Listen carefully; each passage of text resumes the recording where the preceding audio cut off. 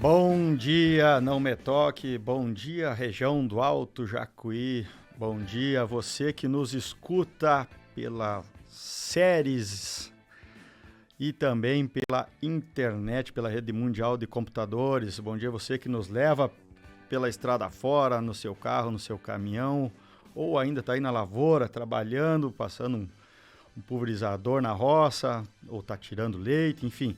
Seja muito bem-vindo ao programa Bom Dia, amigos, diretamente dos estúdios Séries de Comunicação na capital nacional da agricultura de precisão.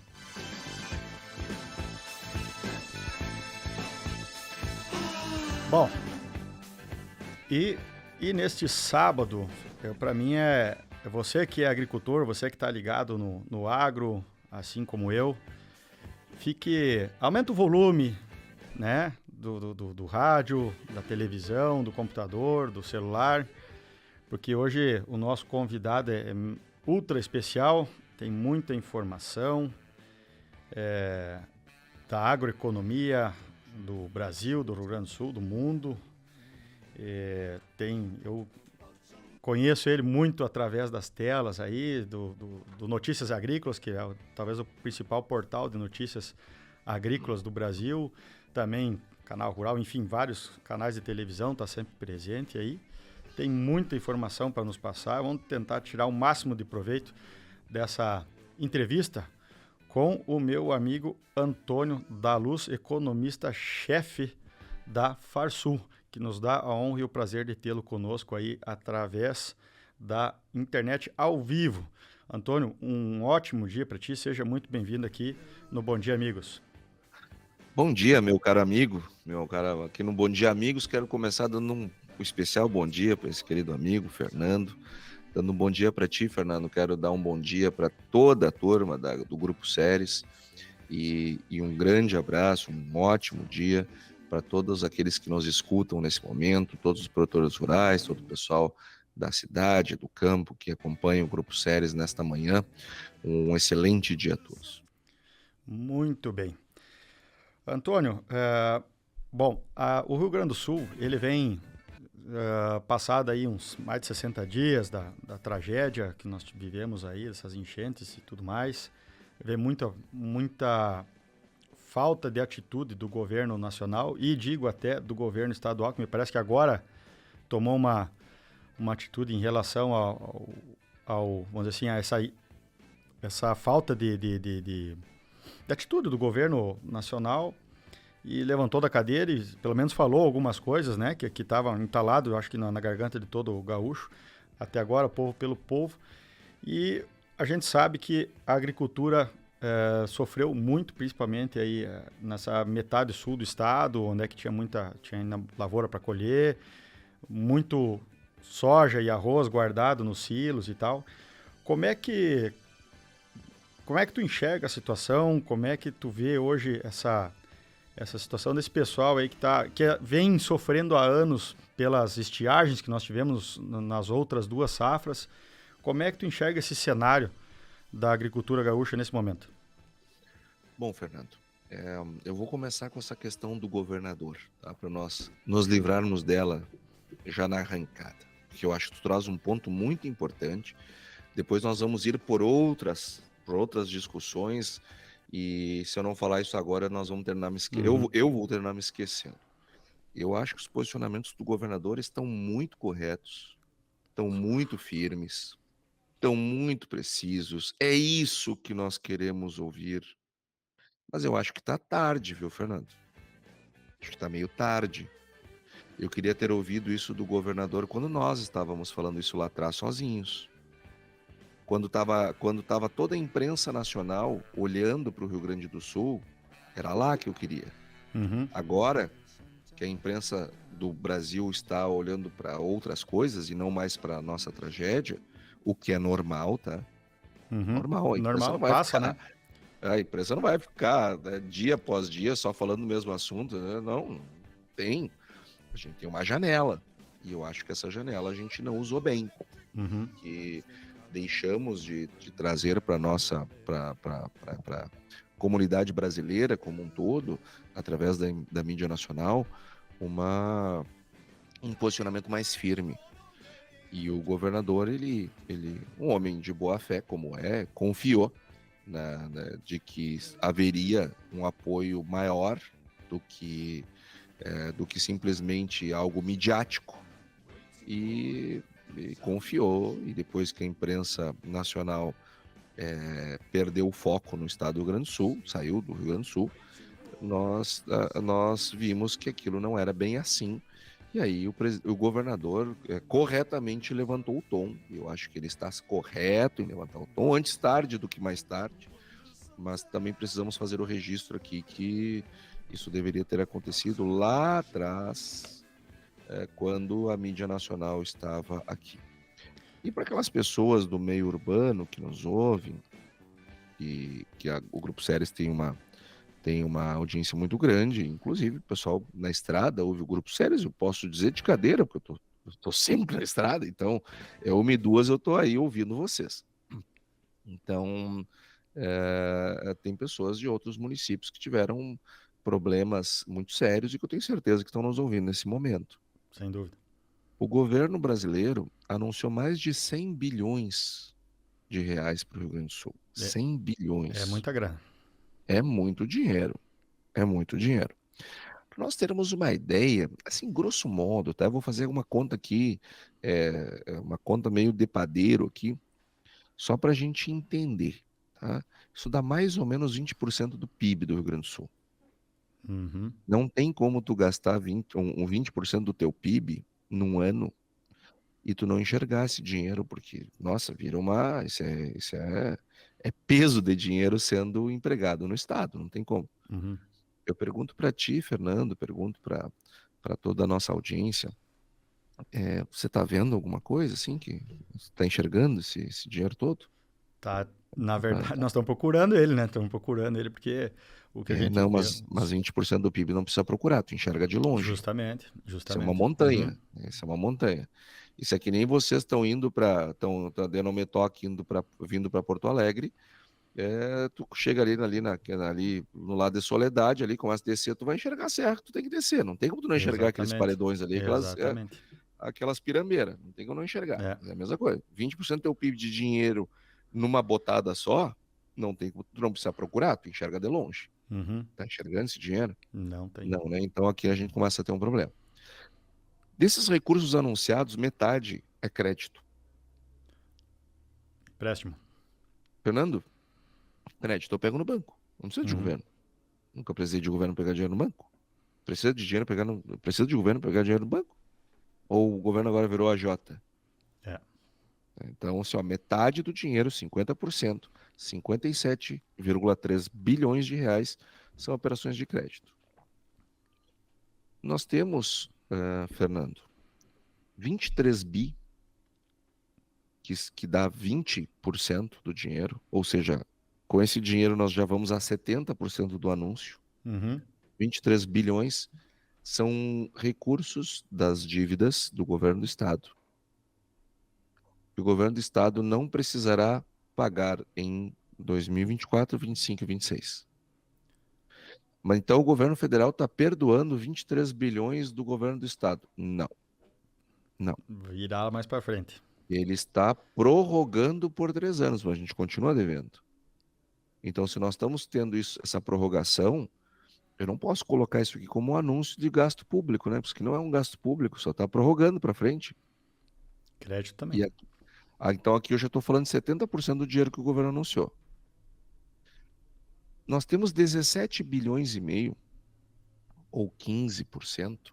Então agora já estou indo a 85% de todo anúncio. São antecipações. O que são essas antecipações, Fernando? O governo tinha que dar restituição do teu imposto de renda, do meu imposto de renda, do imposto de renda do nosso ouvinte. Ele privilegiou, antecipou, veio mais cedo, né? Os gaúchos tiveram prioridade no recebimento. Mas eu te pergunto, esse dinheiro é do governo? Não é. Esse dinheiro é meu, esse dinheiro é teu. É a minha restituição do imposto. Tu não faz mais que obrigação, não tinha nem que ter pego esse dinheiro que não era teu. Para estar me devolvendo depois. Exatamente. Então, Então, tu tá me devolvendo meu imposto de renda. Ah, mas que olha, como tu é querido, gente. Olha que ação interessante de governo. Tá me devolvendo meu imposto de renda. Tudo que eu paguei, não a tua restituição. Sim, mas eu já receberia com enchente ou sem enchente. Que negócio é esse? Sim, ou sim. É que nem agradecer o caixa eletrônico por estar dando o dinheiro que Exata, está na boa, minha conta, boa. né? Vai lá. Exato, exato. Boa definição.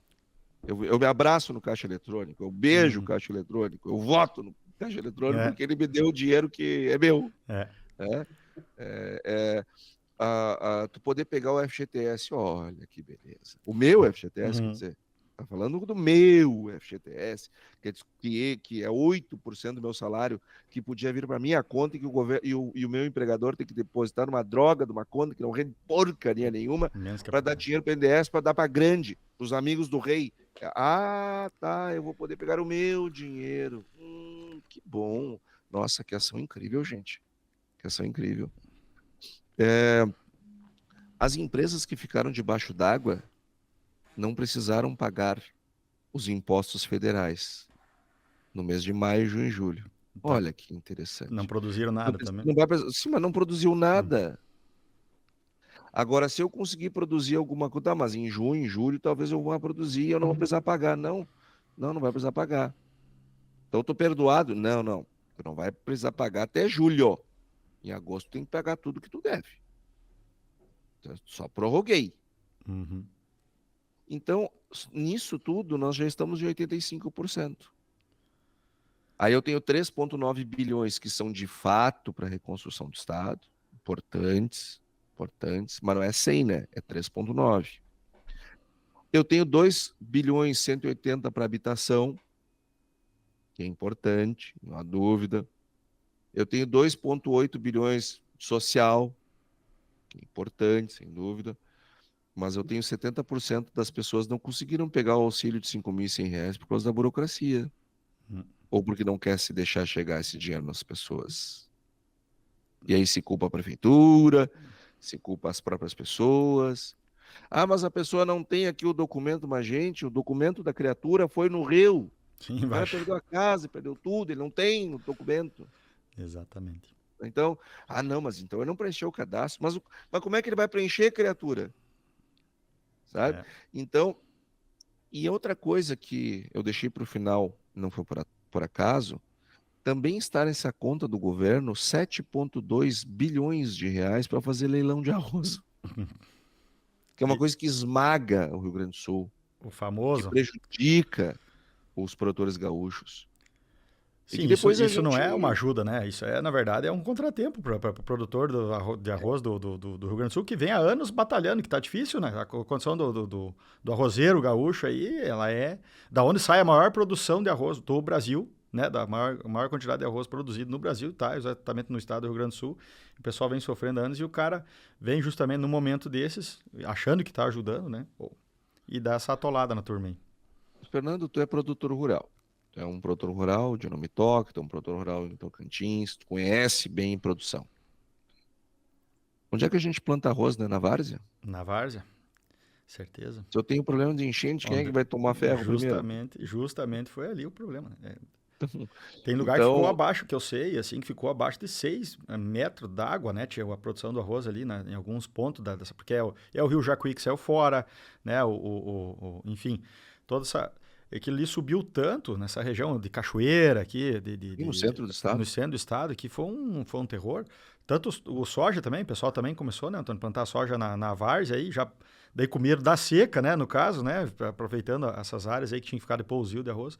E eu sei de gente daqui da região que planta, desceu a serra aí para plantar naquela região e ficou com soja de 5, 6 metros d'água em cima. Quer dizer, como é que faz, né? Justamente nesses lugares. Então, e o arroz, claro, que toma a maior parte dessa. Nós temos aí 1 milhão, mais ou menos, né? Se eu não estou enganado, 1 milhão de hectares de arroz Isso. Um pouco no menos. Hoje estado, está uns 900 mil. 900 mil hectares, que é várzea. Desses 900 mil hectares, tudo é várzea. Não tem, É não tem várzea, dúvida claro. disso. A gente produz na 100% várzea. dessa área é várzea. Então, o que acontece? Esses produtores, como é que é essa ajuda governamental para o arroz, tá? O governo pega 7,2 bilhões de reais do meu, do teu, do dinheiro dos ouvintes e compra arroz da Ásia. para Com derrubar o toda. preço do produtor no Rio Grande do Sul. Que Olha beleza. que baita ajuda. Mas Fora. olha que baita ajuda. E Isso é mais ou menos como a minha casa pegou fogo numa cortina. Eu chamo o corpo de bombeiros e eles chegam para apagar o incêndio da minha casa com lança-chamas. gasolina. Então e são 7 bilhões. Então isso foi contabilizado como ajuda para o Estado. Então isso é um deboche. Isso é um deboche. Por isso que nós saudamos a elevação do tom por parte do governador do Estado. Ele está certo em levantar o tom. Eu aplaudo o que ele está falando. Eu só acho que ele começou tarde demais, deveria ter começado antes. Mas isso é uma questão dele, ele é político, ele que tem que se resolver essas coisas politicamente. Eu não sei o que vou ensinar um homem que se elegeu e se reelegeu a fazer política, mas para meu gosto ele demorou demais para fazer isso. Então, e para os produtores gaúchos, Fernando, nós viemos de 2 estiagens e mais uma enchente. Não é a enchente. E aí o governo federal, porque o pessoal da enchente. Não é enchente. Não é enchente.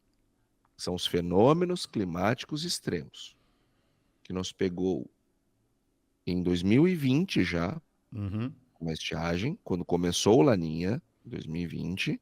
Uhum. Ela não foi tão grande quanto 22 e 23, Perfeito. e ela foi em boa medida compensada pelos preços. Então o Justamente. pessoal ali perdeu 30%, mas o preço subiu 50%. Então Uhum. uma coisa compensou a outra, enfim. Passamos aquela água, né? Não veio nenhuma ajuda de governo, mas ok, tá? Não precisava tanto. Veio 21, colhemos bem 21, mas veio 22, foi uma seca horrível, horrível. E o governo federal não fez nada em 2022, nada em 2022 para socorrer o produtor.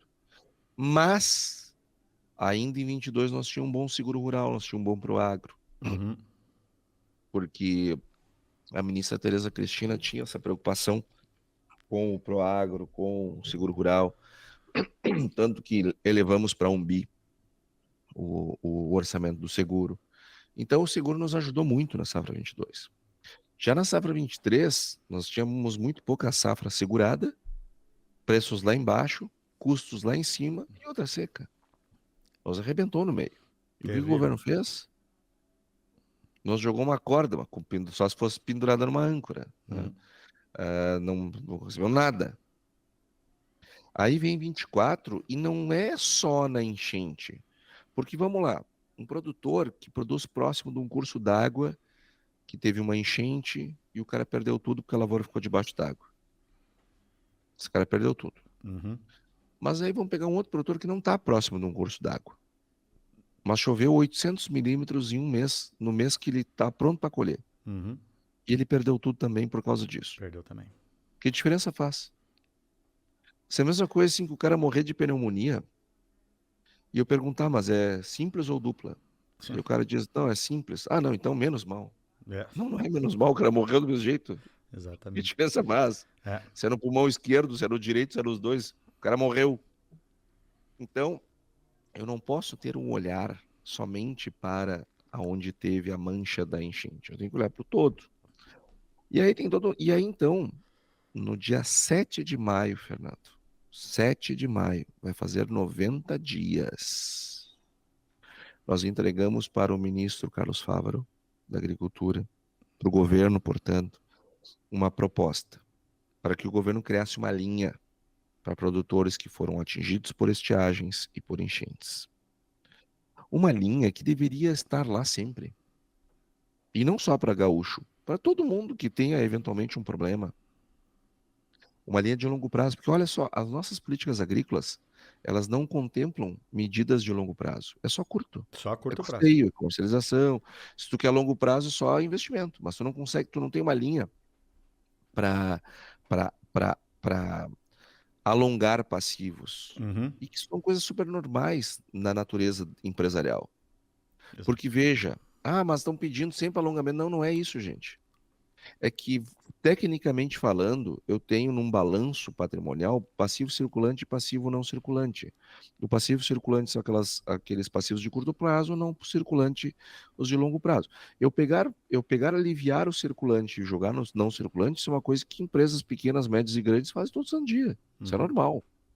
E nós não temos um mecanismo disso, que aliás é uma falha da nossa política agrícola.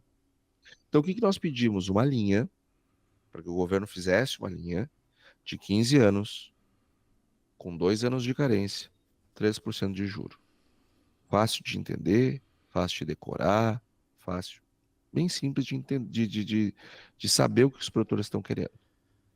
Os produtores gaúchos, voluntariamente, um movimento de base, um movimento espontâneo, pegaram o pleito da Farsul e levaram para os prefeitos e pediram apoio dos prefeitos. E os prefeitos apoiaram. E mais de 200 prefeituras gaúchas enviaram ofícios para o ministro Carlos Fávaro dizendo que apoiavam a proposta da Farsul. E o movimento foi atrás de câmaras de vereadores.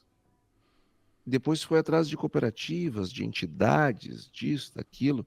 E foram mais de 700 ofícios enviados para o ministro Carlos Fávaro, apoiando o pleito da Farsul. 15 anos, 2 de carência, 3 de juro. Vai fazer 90 dias e nós não tivemos resposta para o nosso pleito. 90 dias. Não teve resposta, tipo, não diz nem que sim, nem que não. Porque daqui a pouco pode dizer, a resposta pode ser o que a gente não quer ouvir, né? Daqui a pouco dizer, não tem condição, não vamos fazer. Pode até ser, mas assim, não teve retorno nenhum. Não, o retorno é o gerúndio, né? Nós estamos fazendo. Nós estamos trabalhando. Nós estamos nos reunindo. Mas isso já passou quase 90 dias. E é bom que se diga, os primeiros 60 dias, o Ministério da Agricultura não gastou uma gota de suor com esse assunto, porque estava entretido lá com os leilões de arroz, aqueles lá da indústria de sorvete, aquela lá do pão de queijo, da vendedora de pão de queijo, aquela lá da locadora, aquela que derrubou o secretário de Política Agrícola. É com isso, Fernando, que o governo estava preocupado. Exatamente. Depois que acabou os leilões, agora eu vou me preocupar com a situação dos produtores gaúchos. Ou seja, a prioridade do governo em nenhum momento foi socorrer ninguém, nem do campo, nem da cidade. Foi fazer leilão de arroz. Exatamente. Assim, a gente pega, agora nesse final aqui, Antônio, nem do campo e nem da cidade. Quer dizer, não estendeu a mão para ninguém no momento da tragédia lá, Porto Alegre e outras regiões e tal, onde Porto Alegre acabou se estendendo por mais tempo, né, pela questão do escoamento da água, demorou para a água sair de lá e tal. Quem estava lá, a gente viu quem estava lá, né? Não era o governo, tanto o federal quanto o estadual, um apoio muito pequeno, e quem estava lá era o povo pelo povo. E agora a gente vê na parte da agricultura a mesma coisa. E diferente do que nós estávamos falando do governo federal com relação ao Estado aqui, de perdoar dívidas e fazer que a gente precisa, na verdade, é de um dinheiro que não precisasse devolver para nós fazermos a reconstrução do Estado. O agricultor gaúcho não está pedindo dinheiro para nunca mais devolver, né? Esse valor, essa proposta da Farsul, eu escutei o presidente Gedeão, né, falando na rádio, inclusive aqui pelas séries eu escutei, ele falando, olha, ninguém está querendo nada de graça, nós queremos devolver, né? Nós só precisamos alongar isso com um juro que caiba no orçamento do produtor e devolver. Ninguém está pedindo nada de graça, quer dizer, não queremos esse afundo perdido, não é essa a ideia. A gente precisa só se reestruturar, precisa alongar essa dívida, porque beleza, me prorroga essa conta para o ano que vem. Não resolve nada, Antônio, porque pode que venha mais algum advento climático, pode ser uma estiagem que perca 10, 15, 20% da produção, que nem é assim, um absurdo perto do que o Rio Grande do Sul já passou, mas não há espaço para essa dívida e mais as outras todas, né, para se pagar nesse período. E nem essa proposta a gente tem, que é bom lembrar. Eram 90 dias se não me falha, de prorrogação, que está vencendo agora. E o que nós produzimos nesses 90 dias aqui?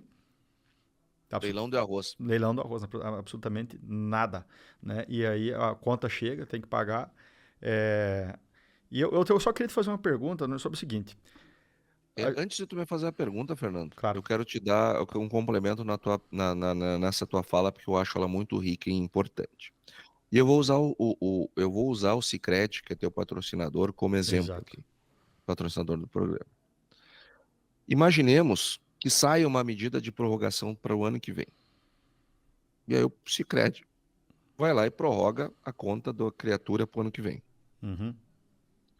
Se o gerente do Sicredi der um novo crédito para esse produtor, ele vai ser demitido. Uhum.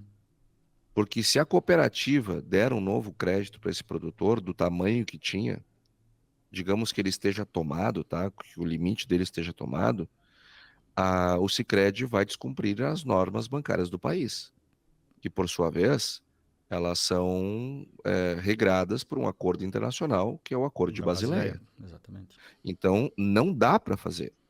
Mesmo que o presidente da cooperativa seja teu irmão, Uhum. seja tua mãe, não pode fazer. Não pode, não pode. Não é uma questão de ter boa vontade ou má vontade. Não dá. Não dá. Então, prorrogar não nos serve.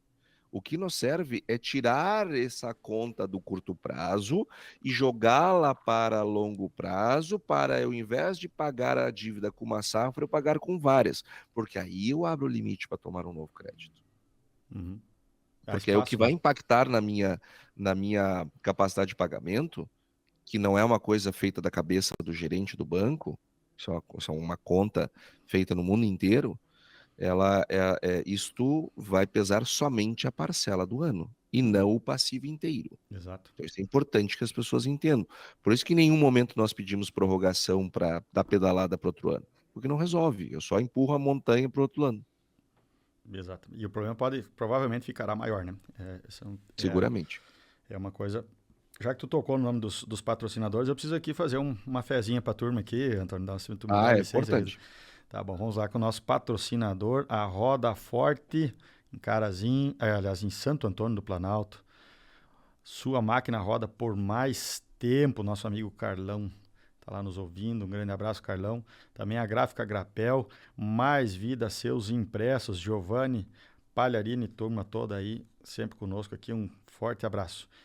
Também Plante Agro, concessionária Stara para Carazinho, Santa Bárbara e região. Nosso amigo Agostinho, toda a equipe da Plante Agro, um grande abraço. E o nosso amigo Antônio acabou de falar do Sicredi. Sicredi, com o plano Safra 24-25, conte com o Sicredi para alcançar os melhores resultados na sua produção. A Metalúrgica Metaura, seu futuro feito em aço, do nosso amigo Osmário Douglas. Um forte abraço. Também a Fokin, gerando soluções e integrando tecnologias com precisão. A Fokin, que é também um orgulho para nós gaúchos aí, e nesse estado que a gente vive aí com esses opostos climáticos, onde nós temos severas estiagens com uma certa frequência, e as enchentes não tão, ainda bem, né, com não tanta frequência assim, mas quando nós estiver falando de estiagem, a Fokin pode dar uma ajuda muito grande e acaba sendo um baita seguro agrícola, já que o governo não ajuda muito no seguro em si, a gente tem que achar o nosso meio de fazer nós nosso seguro. O nosso seguro. E a irrigação acaba por ser um bom seguro para nós produtores. Muito bem. Seguimos o nosso tema, então, Antônio. Então, nós vamos num pé aí que muita promessa, pouca entrega e um cenário para a agricultura gaúcha, especialmente falando assim, sem nebuloso, dá para dizer. Nós não temos uma visão de longo prazo do que para se manter, inclusive, na atividade, porque os últimos anos se cresceu muito aí para metade sul do estado, né? O Rio Grande do Sul cresceu muita área nos últimos anos aí.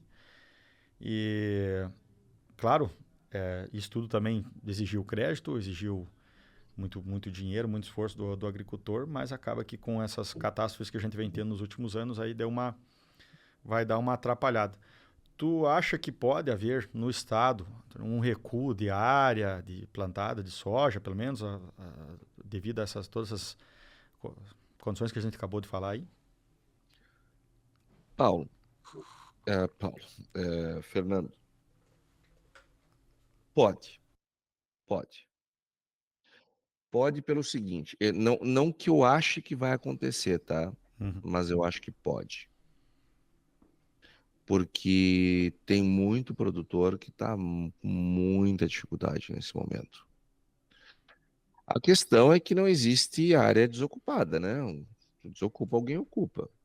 Tirou o pé do sapato, outro Então, bem coloca, né?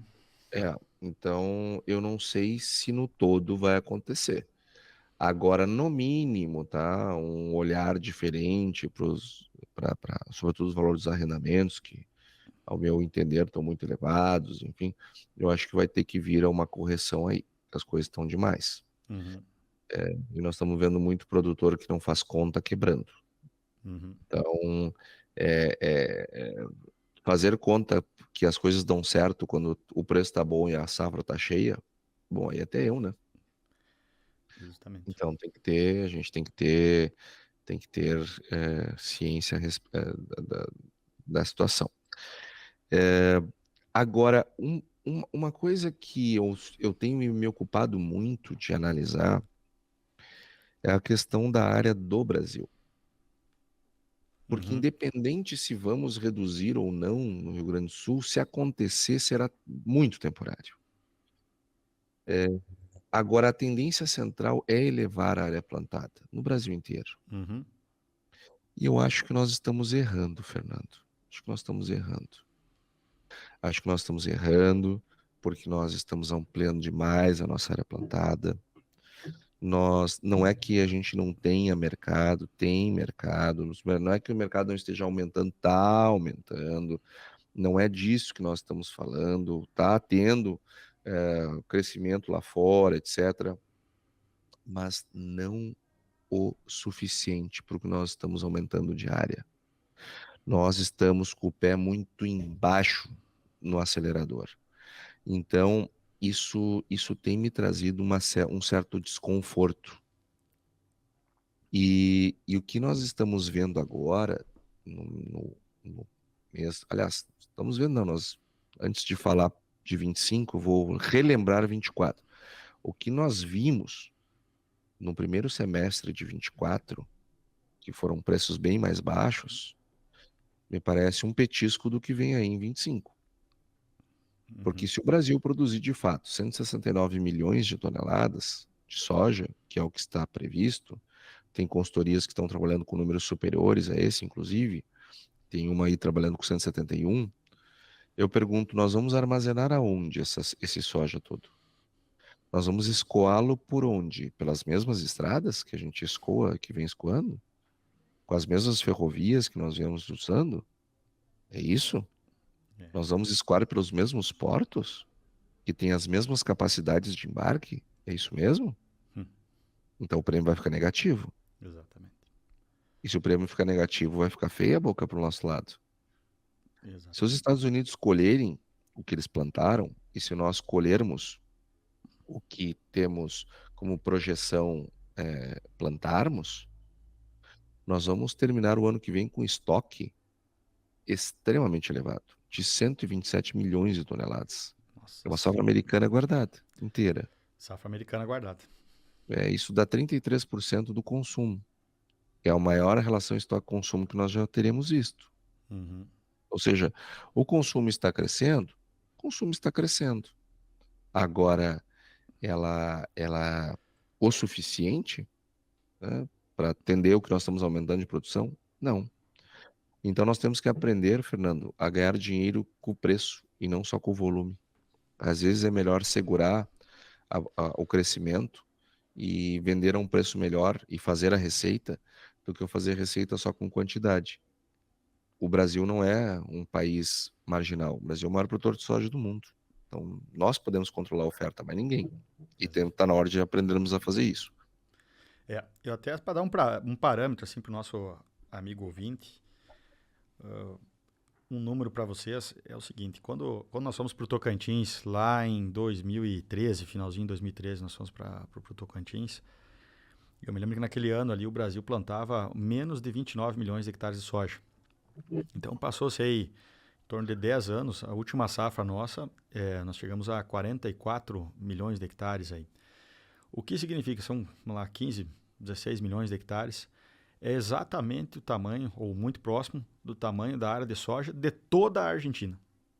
Então, o que nós crescemos nesses últimos 10 anos em área plantada no Brasil, em cima de pastagem degradada, o próprio Rio Grande do Sul cresceu muito nesse período, em cima dessas áreas que a gente falou antes aqui, é o tamanho de toda a área de soja da Argentina. Gente, isso é muito chão, isso é muita produção. Eu concordo com o que o Antônio está falando. Eu lembro, Antônio, eu escutei uma vez isso numa palestra do Leone Severo, né? E ele disse o seguinte: o melhor remédio para preços baixos é preços ainda mais baixos, de modo que desestimule o crescimento, a produção em si, né? E estimule, por outro lado, o consumo pelo baixo preço. Então vai acabar que o consumo aumenta, vai começar a aumentar lá a criação de porcos, de aves e tal, na China, enfim. E isso vai fazer com que o preço mais à frente, aí nós estamos falando mais de longo prazo, obviamente, pode retornar a outros patamares. Então, quer dizer, o melhor remédio para preços baixos seriam preços ainda mais baixos, assim como para preços altos, preços ainda mais altos. Aí faz com que você aumente a área produzida, aumente a produção, produtividade, porque o Brasil cresceu de duas pontas, né? Nós crescemos em área plantada e produtividade, a eficiência do produtor melhorou. Então, são duas coisas que melhoram. E a demanda, ela é linear, ela vem num crescimento, não tem dúvida disso, mas ela é linear, ela não explode, ela não tem como A explodir. inclinação do crescimento da demanda não está acompanhando Não a acompanha, inclinação do né? crescimento da oferta, né? Exatamente. Então, a gente vê só para o nosso agricultor, nosso amigo ouvinte aqui ter uma ideia. Então, nós crescemos em 10 anos em tamanho de área plantada exatamente, ou muito próximo do que a Argentina toda planta de soja. Quer dizer, é muito grão, né? É muita coisa. A gente vem dobrando a produção num período cada vez mais curto, né? A produção de grãos do Brasil está dobrando a cada 12 anos. É uma loucura, né? Então, eu acho que nós estamos com o pé muito acelerado. Exatamente. E já falando nessa, né, eu até tinha visto uma entrevista tu falando sobre isso e eu vinha comentando com meus amigos agricultores na região, porque esses caras estão esperando aí daqui a pouco uma... Aliás, o cenário só não está pior, Antônio, porque a gente teve essas catástrofes climáticas nas últimas duas safras no Rio Grande do Sul, que impactou um pouco no Brasil, porque no Brasil é muito grande, vai ter algum problema em algum lugar do país, vai ter algum problema climático, mas a Argentina, que é um grande player do mercado, a terceira maior produção está na Argentina, essa sim sofreu, né, basicamente em todo o país, duas secas tremendas, que fez com que esse estoque de passagem que tu acabou de falar de 127 milhões de toneladas já não aconteceu, não tivesse acontecido antes, né? Ou perto disso. Então, quer dizer, foi duas estiagens fortes aí que a gente teve na Argentina que acabou, não vamos dizer assim, nos salvando nessa questão de preço. Porque se tivesse uma produtividade normal, como foi a desse ano na Argentina lá, nós já estávamos passando por esse problema de preço há 2, 3 anos atrás, né? Sim, Estados Unidos também teve quebra de safra, faz 2 anos que tem problema de quebra de safra. Então, e nesse ano, 24, nós tivemos o Centro-Oeste tendo problemas de quebra de safra. Então, na hora que todo mundo colher tudo, ou próximo da normalidade, aí vai ser complicado. Vai ter soja saindo pelas janelas aí, tio. E milho, né? Porque nessas áreas do Centro-Oeste, onde cresce soja, cresce o milho também, porque o milho vem na sequência da soja. Colheu a soja, os Claro, caras já bem na estão metendo esteira, milho, né? Já vem na... bem na esteira da soja, e nós estamos ampliando muito a nossa produção de milho. Muito, ainda bem, mas ainda bem que nós estamos arrumando solução para o milho. Lá no Centro-Oeste, as iniciativas de produção de etanol, de milho, elas têm se multiplicado. Isso tem ajudado bastante a equilibrar o mercado. Se não fossem elas, nós já estaríamos com problema. Sem dúvida. E isso também vem numa velocidade, eu tive no Mato Grosso tempo atrás, vem numa velocidade aquele estado anda numa velocidade diferente, né, Antônio? Porque tudo vira em cima da agricultura. O Mato Grosso não tem indústria, como tem no Rio Grande do Sul, ou ainda o estado de São Paulo, que é o principal do país aí, mas a agricultura é o carro-chefe. Então, nós estamos falando aí de quase 12 milhões de hectares, para falar um número redondo aí.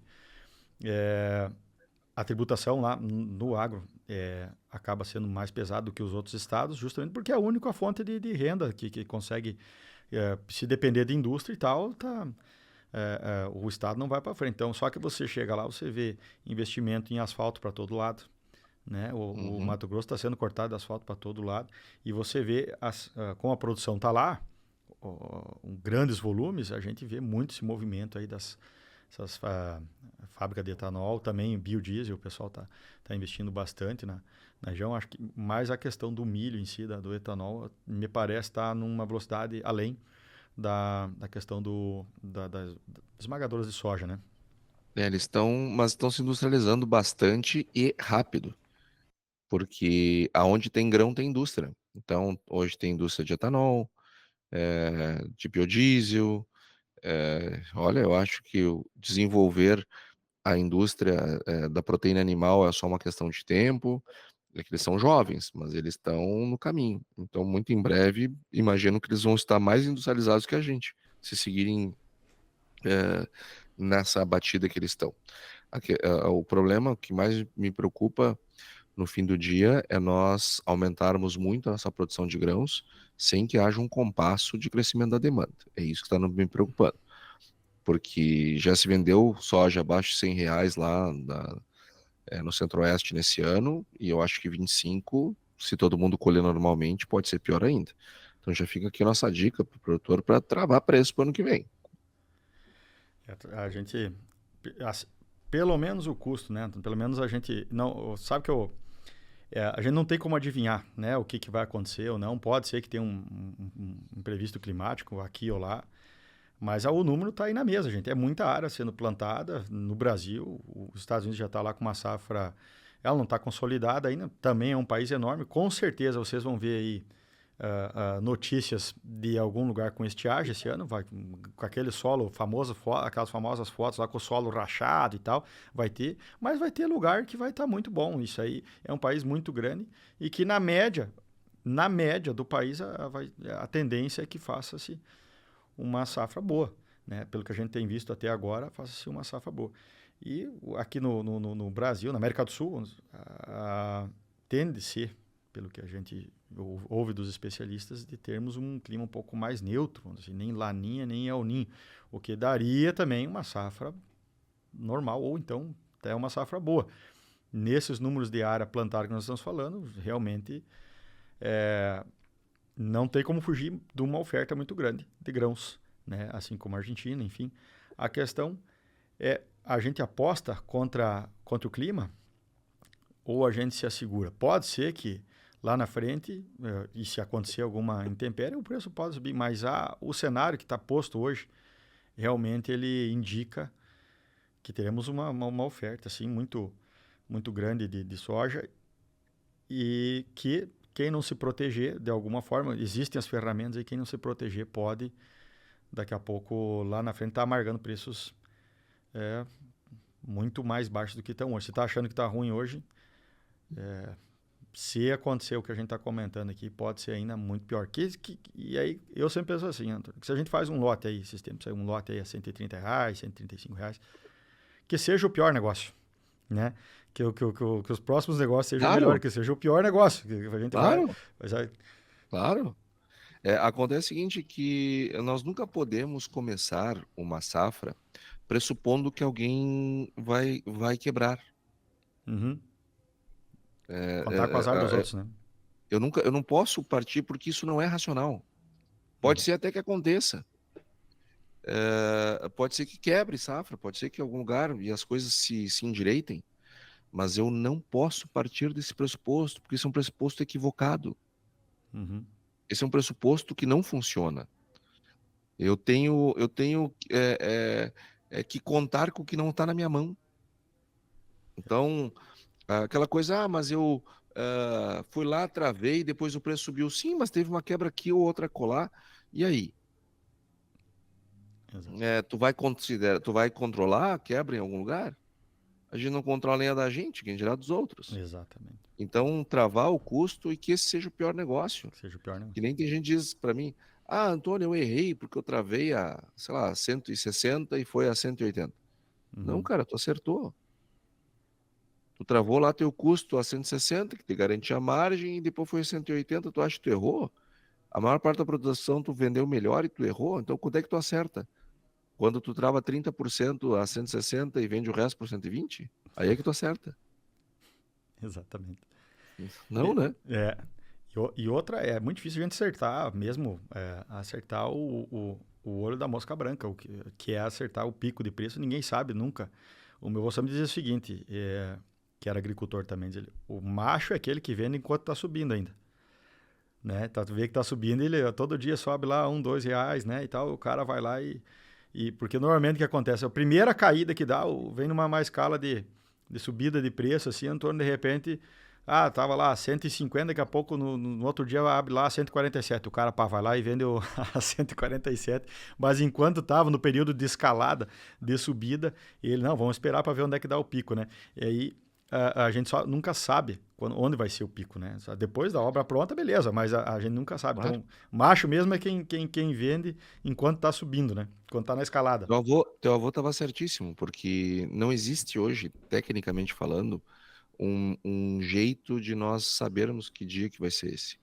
O dia D e a hora H, nós não sabemos quando será. A gente consegue capturar a tendência. A gente consegue, sim, entregar um processo de comercialização que tu venda bem 80% dos anos. A gente consegue fazer isso, tecnicamente falando. Sim. Agora, vender ótimo, vender tudo no dia D, na hora H, isso não existe. Se existisse, nós teríamos aí alguns bilionários vivendo disso. Isso não existe, não tem a menor Só chance. fazendo isso, né? Só fazendo então, isso. o que a gente consegue fazer? Vender na subida. E o mercado sobe de escada. E desce de elevador. Então, o que acontece? Tem gente que fica ali segurando, aí quando vira, agora eu vou vender. Exato. Aí ele faz e aí o efeito manada também faz, né? Aí ele e o torcedor do Grêmio e do Inter vendem junto e mal, porque daí o preço cai de elevador. Então, faz média na descida. Eu tenho que fazer média na subida, não é na descida. E fazer média, né? Isso é outro ponto importante, né? Pica lá a tua produção, vai vendendo. Até uma história bem interessante, e para não alongar muito, nós aprendemos isso com uma senhora, no qual meu avô arrendava área, depois passou para meus tios e tal.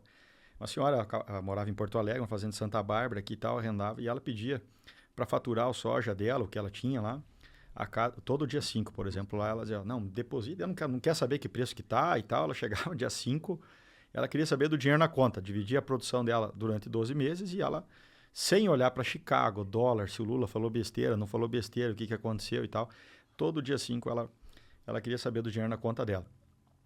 Aí, por curiosidade, meu tio um dia pegou e fez uma média lá do preço que ele tinha vendido, né, no ano, com a produção dele, e pegou a média de preço dessa senhorinha lá, que acabou, ela faleceu com 107 anos, essa senhora aí, mas a sabedoria dela foi, divide por mês e pronto. Chegou no final, né, o meu tio bem informado, sempre capitalizado, escolhia quando queria vender, não é aquele cara que vendeu no 30 do 4, 30 do 5, que precisava para pagar a conta. Isso é uma coisa... Chegou no final, as médias ficaram muito parecidas, sendo que o meu tio vendia lá no soja disponível e ela vendia o soja com preço de balcão. Então, na verdade, se for olhar, ela até levou uma certa vantagem sem se descabelar e sem ficar, né, preocupada com o que ia acontecer com o mercado, então fazendo média. Então foi uma coisa que a gente aprendeu assim ao longo do tempo e tem adotado, e realmente a gente nunca vai errar muito, também não vai acertar no olho da mosca branca, mas me parece, e a média que paga a conta, seja da produtividade, seja dos preços, né? Me parece que a gente conseguiu melhorar os níveis de comercialização a partir dessa aula que nós tomamos dessa senhora aí, né? Que foi uma... Imagina se ela capricha só um pouquinho ali de tipo, porque às vezes tem aqueles dias que o mercado tá muito ruim, né? Então, se ela só sai fora, porque ela não precisava vender, ela não precisava, era uma coisa, mas ela não queria saber. Vende tanto assim, e mesmo assim a média de venda dela muito boa. A soja ela tem 28% entre o pior preço e o melhor preço. 28%. 28%, média dos últimos 15. O milho é 35%. Mais longe. Então, tu vender bem é fundamental. Tu ter uma Uhum. boa comercialização é fundamental. Porque o cara que vendeu no pior momento, na comparação com o melhor momento, a diferença lá, a média é 28% no soja. Uhum. Então, eu tenho que vender bem. O problema é que tem gente que, na busca do ótimo, perde o bom. Exato. Só que eu nunca consigo garantir todo ano os 28%. Eu não tenho que ter como meta os 28%. Eu tenho que tentar pegar 18%, tenho que tentar pegar 20%. Uhum. Isso eu só vou fazer com média. Exato. Eu vou abrir mão do máximo. Tá, mas se eu quero ganhar todo ano o máximo, aí não é agricultura, é cassino. Então aí nós estamos falando de outra atividade, É, não é é agricultura. aposta, é aposta. Tu está apostando, tu É, não está fazendo um processo racional e empresarial. sem dúvida.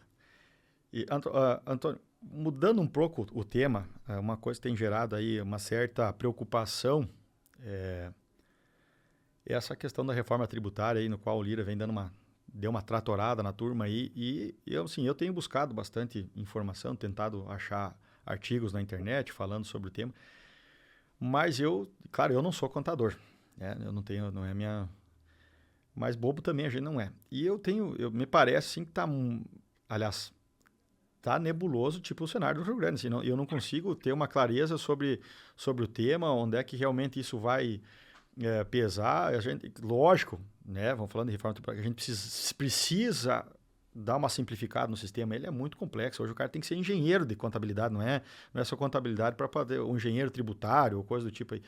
Porque ela é muito enrolado o sistema tributário do Brasil, realmente precisa dar uma simplificada. Agora, a gente chega a dar medo do jeito que as coisas estão acontecendo, porque não tem, parece que não tem transparência, né? E a gente não sabe onde é que o calo vai apertar.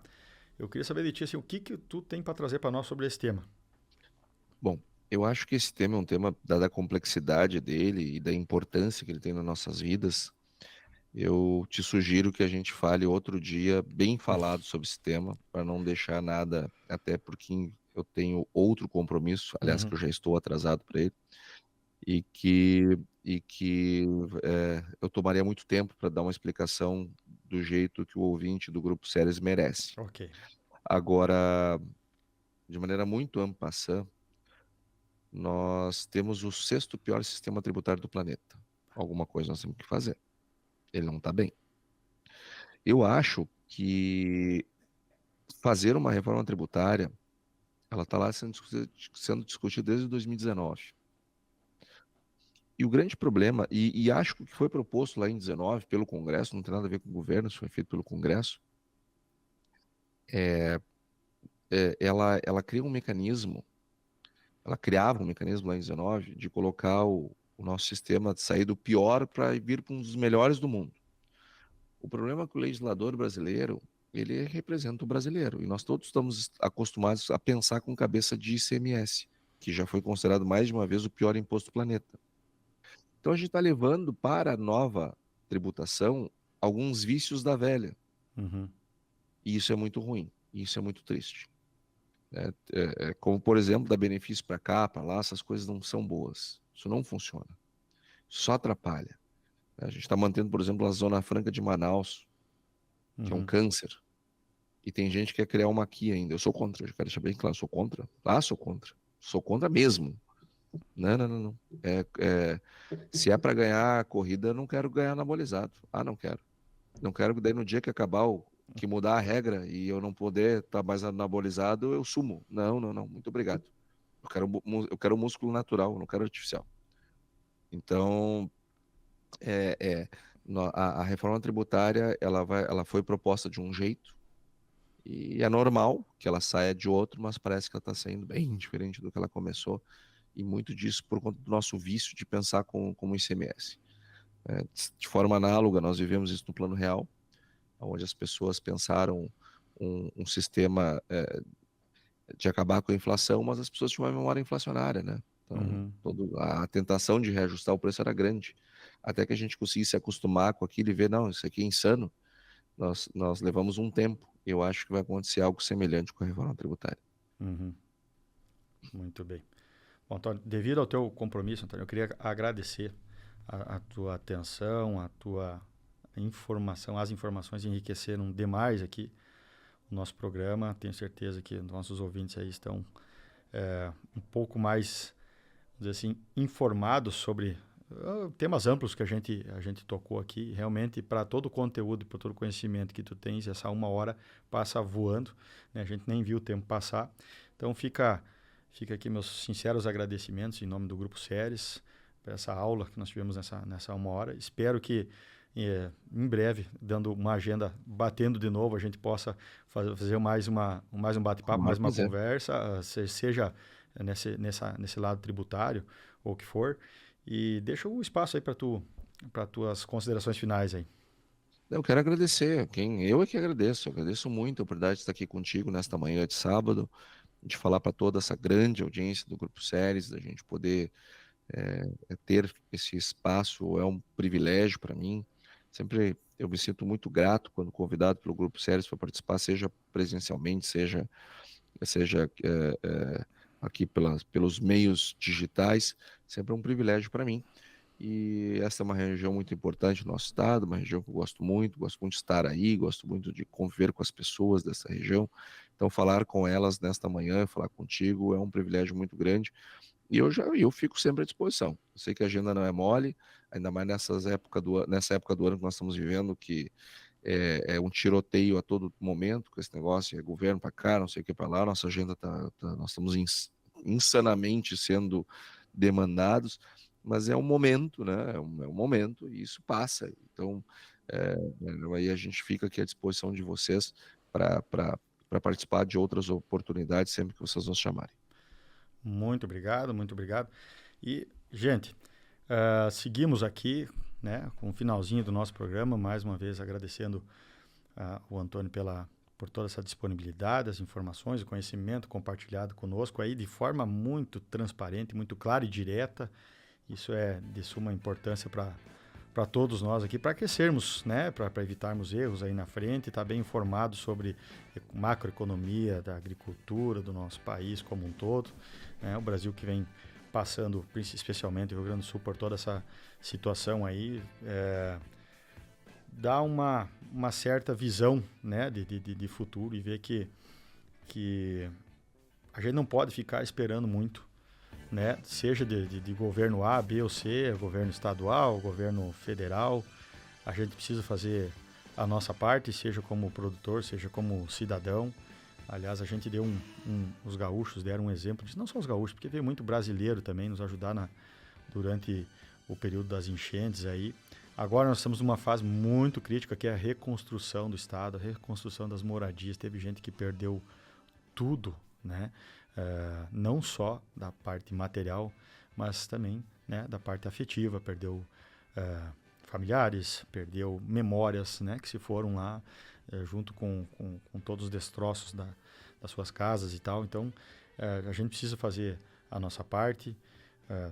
Não dá para esmorecer, não dá para ficar esperando a boa vontade de qualquer um, porque até parece que quando vem entregar alguma coisa para a gente aqui, sempre tem que pedir alguma coisa em troca, né? Parece que não vem de bom coração e sabendo da necessidade. Então tá aí o exemplo de um governo que anuncia 100 bilhões de reais, quando na verdade a maioria disso ou é prorrogação, ou empréstimo, ou até adiantamento de impostos que já era de nosso direito, já era de nossa... Então, 85% desse valor já é nosso, né? E aí a gente está aí agradecendo o Caixa Eletrônico por nos dar o nosso dinheiro de volta. Então, fica aí a mensagem, agradecer aos nossos patrocinadores, vamos aqui falar novamente, né? Nós temos a Roda Forte, sua máquina roda por mais tempo, a Roda Forte, que deixa eu só buscar aqui, né?